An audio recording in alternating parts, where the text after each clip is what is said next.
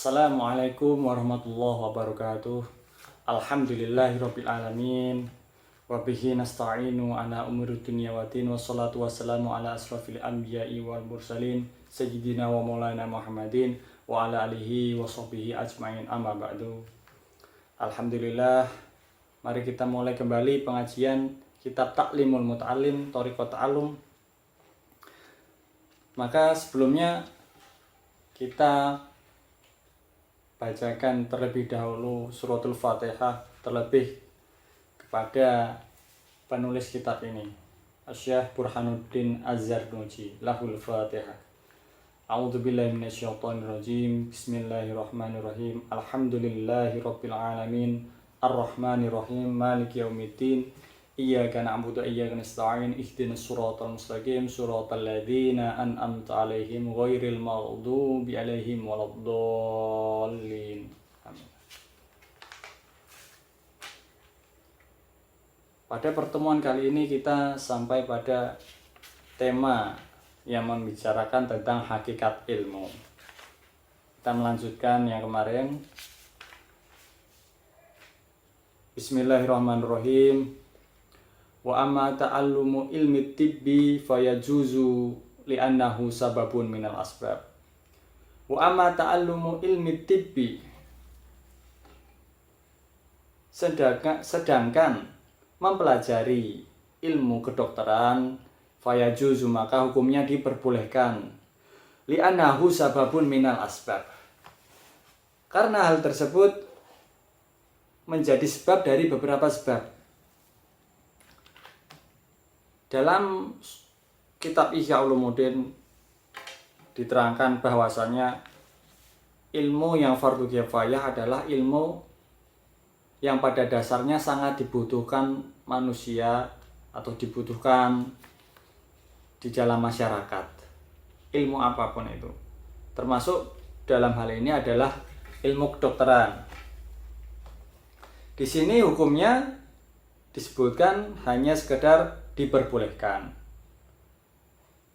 Hal ini karena pada eranya, pada era penulisan kitab ini, jadi ilmu kedokteran masih jarang diperlukan. Maka dalam hal ini bisa disebut sebagai ilmu yang fardu kifayah, ilmu kedokteran ya. Dan tidak hanya ilmu kedokteran sebenarnya yang fardu kifayah. Ilmu IT, ilmu akuntansi, ilmu teknik juga bisa disebut sebagai ilmu yang fardu kifayah. Karena ilmu tersebut sangat dibutuhkan untuk saat ini. Maka kita lanjutkan. Tadi sebelumnya disebutkan ilmu kedokteran itu diperbolehkan karena menjadi sebab dari beberapa sebab. Maka dengan mempelajari ilmu kedokteran, kita menjadi tahu tentang hukum sebab akibat. Ya, hukum sebab akibat ini termasuk dalam kategori ayat-ayat kauniyah. Ayat-ayat kauniyah atau ayat-ayat Allah yang diturunkan berupa hukum alam. Maka umat muslim wajib juga untuk tahu tentang ilmu ini. Misalnya tentang sebab akibat dalam hal kedokteran. Manusia ketika lapar, tentu cara menanganinya adalah dengan makan. Maka sebab akibat tersebut dipelajari dalam ilmu ini. Manusia misalnya mendapati perutnya sakit, maka penyebabnya adalah seputar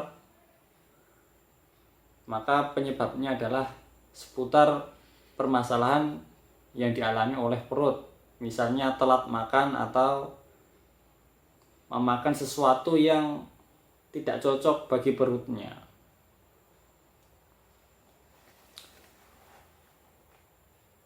Maka kita lanjutkan. Bismillahirrahmanirrahim.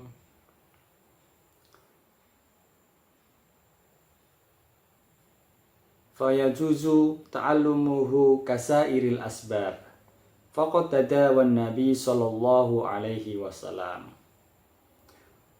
Fayajuzu maka diperbolehkan ta'allumuhu mempelajari ilmu ini kasairil asbab seperti beberapa sebab faqad tadawan Nabi sallallahu alaihi wasallam.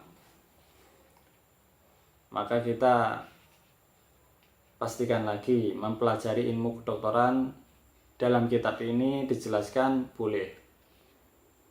Karena pada dasarnya faqad tadawan Nabi sallallahu alaihi wasallam. Nabi Muhammad sendiri pernah berobat ya. Maka tidak menafikan sekali Nabi Muhammad yang kita kenal sebagai manusia suci, sebagai manusia yang alim, itu saja masih menghargai ayat-ayat kauniyah, masih menghargai hukum kausalitas. Andai kata Nabi Muhammad meminta kepada Allah untuk kebal dari segala penyakit, itu sangat mungkin dan sangat bisa. Akan tetapi Nabi Muhammad sendiri masih menghargai hukum alam atau hukum kausalitas. Maka sudah sepantasnya, sudah seharusnya kita sebagai muslim di saat pandemi saat ini, maka kita harus berhati-hati dengan menjaga kesehatan dan kebersihan. Dan tidak juga untuk meremehkan berbagai penyakit ya, termasuk dalam virus yang saat ini berkembang. Bismillahirrahmanirrahim. Wa qad hukiya 'ani Syafi'i rahimahullahu ta'ala annahu qala, telah diceritakan oleh Imam Syafi'i yang dirahmati Allah, annahu qala, beliau berkata, al ilmu ilmani, ilmu itu terbagi menjadi dua, yaitu ilmu fikhi, yaitu ilmu fikih, lil adiyani, yaitu ilmu untuk mengetahui hukum agama, wa ilmu tibbi, dan ilmu kedokteran, ilmu tib, ilmu kedokteran, lil abdani, untuk menjaga kesehatan badan. Ilmu itu terbagi menjadi dua, yaitu ilmu fikih dan ilmu kedokteran. Ini pada masanya ya, pada eranya memang sebatas dua ini yang sangat populer, ilmu fikih dan ilmu kedokteran. Maka bisa kita tafsirkan bahwasanya ilmu fikih itu merupakan ilmu yang diturunkan untuk membaca ayat-ayat qauliyah, dan ilmu kedokteran bisa kita masukkan ke dalam sains atau ilmu-ilmu yang membahas mengenai ayat-ayat kauniyah. Keduanya ini harus kita pelajari, dan tidak kita membuang salah satunya atau mementingkan salah satunya.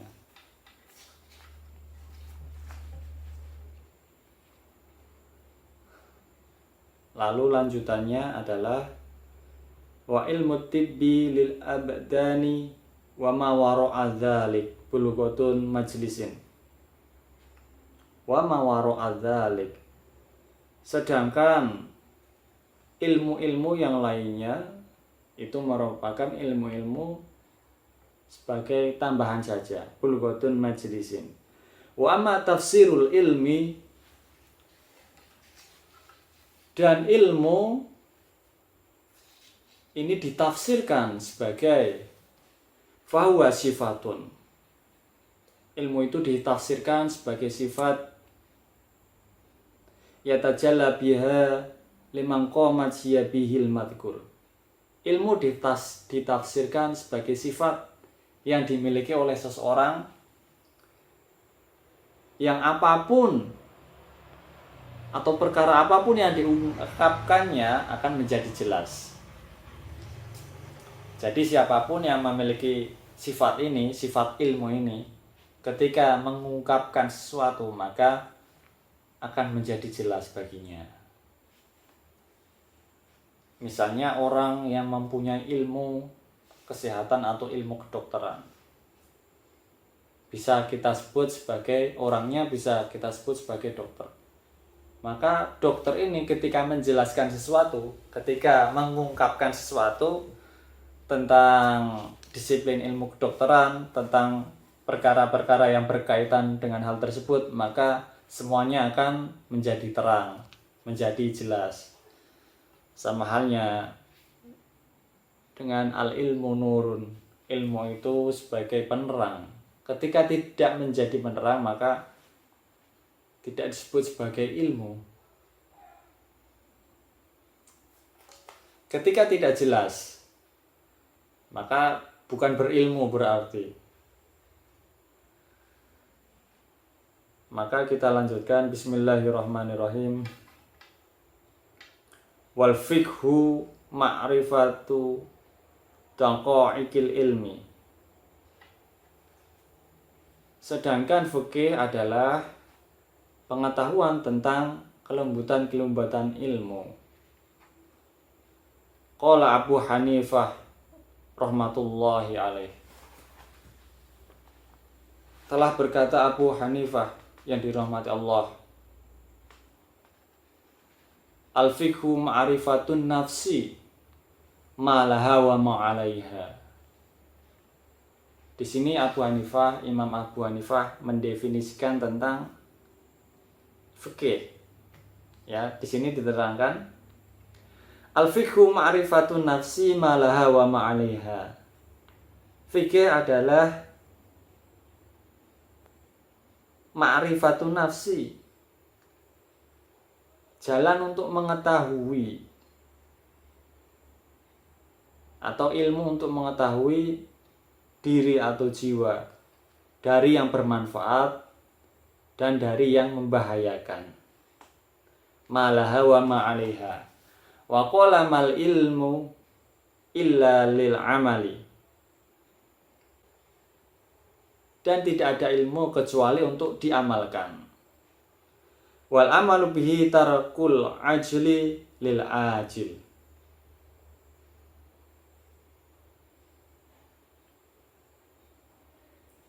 Maka untuk mengamalkan ilmu itu sama halnya dengan meninggalkan atau memprioritaskan akhirat,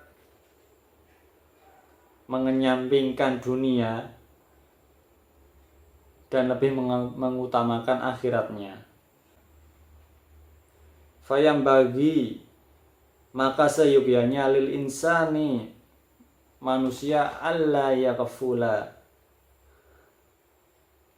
Maka seyogyanya manusia jangan sampai lengah an nafsihi, dari diri, wa ma yanfa'uha, dari hal-hal yang bermanfaat, wa ma yadurruha, dan hal-hal yang membahayakan, fi ulaha wa ahroha, di dunia dan di akhirat. Maka dengan ilmu kita akan menjadi tahu perkara hal-hal yang membahayakan dan hal-hal yang bermanfaat. Terlebih lagi hal-hal yang bermanfaat dan hal-hal yang membahayakan di akhirat kelak. Dan hal-hal yang bermanfaat dan hal-hal yang berbahaya di dunia. Maka kita akan mengetahui ya. Misalnya hal-hal yang bermanfaat di dunia itu apa saja? Tentu saja dengan belajar, dengan bekerja, dengan bersedekah, dengan mengamalkan ilmu kita, maka hal tersebut bisa disebut sebagai perkara yang bermanfaat di dunia. Dan perkara yang membahayakan di dunia, kita akan menyebutnya atau kita akan mencontohkannya sebagai bertindak semena-mena atau bertindak yang membahayakan diri sendiri, yang menyakiti diri sendiri. Maka kita jangan sampai lengah tentang hal tersebut. Bismillahirrahmanirrahim.